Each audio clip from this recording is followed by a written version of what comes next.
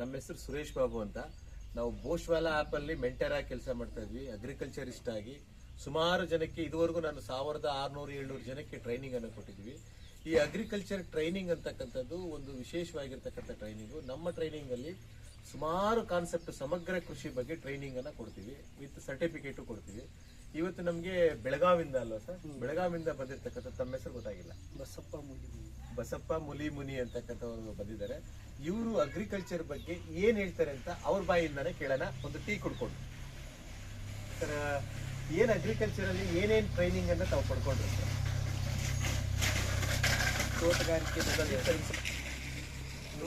ಬಗ್ಗೆ ಕೆಲವೊಂದಿಷ್ಟು ಐಡಿಯಾಗಳು ಇರ್ತಿರಲಿಲ್ಲ ನನ್ನ ಹತ್ರ. ಇಲ್ಲಿ ಬಂದ ಮೇಲಿಂದ ನನಗೆ ಗಿಡಗಳು ಯಾವ ಟೈಪ್ ಪ್ಲಾಂಟೇಶನ್ ಮಾಡಬೇಕು, ಯಾವ ಥರ ಗಿಡಗಳು ಹಚ್ಚಬೇಕು, ಇವೆಲ್ಲ ಅದ್ರ ಬಗ್ಗೆ ಮಾಹಿತಿ ಕೊಟ್ಟಿದ್ದಾರೆ. ಆಮೇಲೆ ಕೆಲವೊಂದಿಷ್ಟು ನನಗೂ ಐಡಿಯಾ ಇರಲಿಲ್ಲ, ಈಗ ಕೆಲವೊಂದು ಐಡಿಯಾಗಳು ಸಿಕ್ಕಿದ್ದಾವೆ. ಆಮೇಲೆ ಗೋರ್ಮೆಂಟ್ ಲೋನದ್ದು ಸ್ಕೀಮ್ಗಳು ಯಾವ ಮಾಡಬೇಕು, ಮತ್ತು ರೈತ ಕೇಂದ್ರದಿಂದ ಏನು ಸವಲತ್ತುಗಳು ತಗೋಬೇಕು, ಕೆಲವೊಂದಿಷ್ಟು ಮಾಹಿತಿಗಳನ್ನು ಕೊಟ್ಟಿದ್ದಾರೆ. ಮತ್ತು ನಮ್ಮಲ್ಲಿ ಯಾವ್ಯಾವ ಟ್ರೈನಿಂಗ್ ನಿಮಗೆ ಸಿಗ್ತದೆ ಸರ್? ನಿಮ್ಮಲ್ಲಿ ಹೈನುಗಾರಿಕೆಗೆ ಮತ್ತು ಮೀನು ಸಾಕಾಣಿಕೆ, ಆಮೇಲೆ ಮೀನು ಸಾಕಾಣಿಕೆ, ಕೋಳಿ ಸಾಕಾಣಿಕೆ, ಕುರಿ ಸಾಕಾಣಿಕೆ, ಇವೆಲ್ಲ ಮಾಹಿತಿ ಕೊಟ್ಟಿದ್ದಾರೆ. ಯಾವ ಟೈಪ್ ನೀವು ಹುಲ್ಲುಗಳನ್ನು ಬೆಳೆಸಬೇಕು, ಯಾವ ಟೈಪ್ ಇದನ್ನು ಮಾಡಬೇಕು, ಅದೆಲ್ಲ ಕೊಟ್ಟಿದ್ದಾರೆ ಮಾಹಿತಿಯನ್ನು.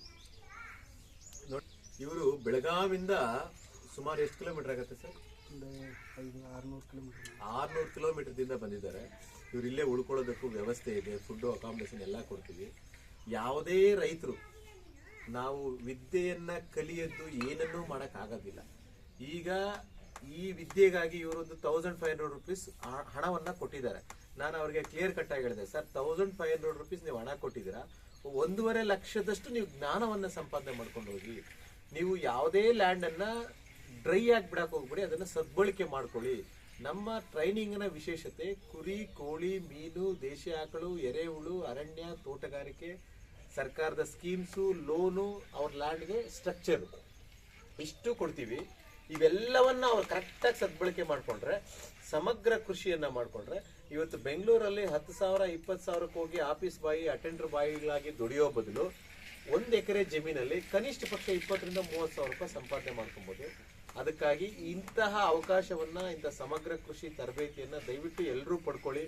ಇದರ ಸದ್ಬಳಕೆಯನ್ನ ಮಾಡಿಕೊಂಡು ನೀವು ಒಬ್ಬ ಅಗ್ರಿಕಲ್ಚರಿಸ್ಟ್, ಬೆಸ್ಟ್ ಅಗ್ರಿಕಲ್ಚರಿಸ್ಟ್ ಆಗಿ, ನನಗೂ ಸರ್ಕಾರದಿಂದ ಸೂಪರ್ ಸ್ಟಾರ್ ರೈತ ಸಿಕ್ಕಿದೆ, ಪ್ರಗತಿಪರ ರೈತ ಸಿಕ್ಕಿದೆ, ಮತ್ತೆ ನ್ಯಾಷನಲ್ ಅವಾರ್ಡ್ ಕೃಷಿ ರತ್ನ ಪ್ರಶಸ್ತಿ ಸಿಕ್ಕಿದೆ.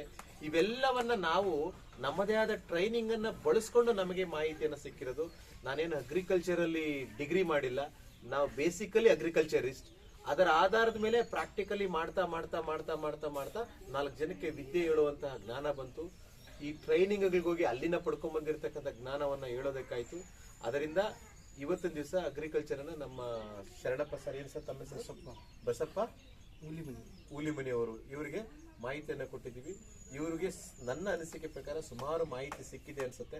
ಒಟ್ಟಾರೆಯಾಗಿ ಟ್ರೈನಿಂಗ್ ಮಾಡೋರಿಗೆ ಏನ್ ಮಾಹಿತಿ ಕೊಡ್ತೀರಿ ಸರ್? ಲಾಸ್ಟ್ ಕನ್ಕ್ಲೂಷನ್ ಕೂಡ ಹೇಳ್ಬಿಡಿ ಸರ್. ನಿಮಗೆ ಧನ್ಯವಾದಗಳು ಸರ್. ಧನ್ಯವಾದಗಳು. ಅಂದ್ರೆ ಅವರು ಟ್ರೈನಿಂಗ್ ಬರೋದಕ್ಕಾಗಿ ಏನ್ ಮಾಹಿತಿ ಸಿಗ್ಬೋದು ಅಂತ ಲಾಸ್ಟ್ ಅಲ್ಲಿ? ಕೆಲವೊಂದು ಮಾಹಿತಿಗಳು ಸಿಗುತ್ತವೆ, ಇಂಪಾರ್ಟೆಂಟ್ ನಮಗೂ ಗೊತ್ತಿರೋದಿಲ್ಲ. ಮತ್ತು ಇವ್ರಂತಕ್ಕೆ ಬಂದು ತೊಗೊಂಡ್ರೆ ನಿಮಗೆ ಅನುಕೂಲ ಆಗ್ತೈತಿ. ಬರೋದ್ರಿಂದಾಗ ಡೆವಲಪ್ ಇನ್ನೂ ಮಾಡಬೇಕು ಅವರು, ಆದರೆ ನಿಮಗೆ 90% ನಾಲೆಜ್ ಸಿಗುತ್ತೆ. ಥ್ಯಾಂಕ್ ಯು ವೀಕ್ಷಕರೇ. ನೋಡಿ, ಅವ್ರ ಕಡೆಯಿಂದನೇ ಹೇಳ್ದಂಗೆ 90% ನಿಮ್ಗೆ ನಾಲೆಜ್ ಸಿಗುತ್ತೆ.